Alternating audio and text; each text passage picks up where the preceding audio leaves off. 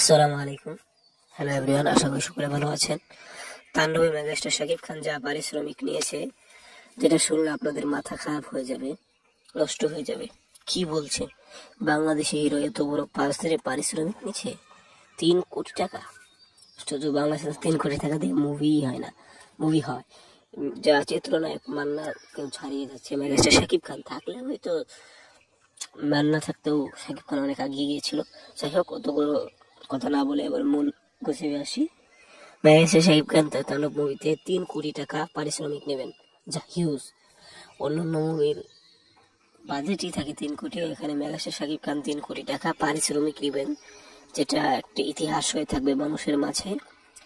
দেখা যাক কতটুকু কি সফল হতে পারে তাণ্ডব, সেটা তো সময় বলবে। তো আজকের ভিডিওটি এ পর্যন্তই। ধন্যবাদ পুরো ভিডিওটি দেখার জন্য, সাথেই থাকুন। ধন্যবাদ।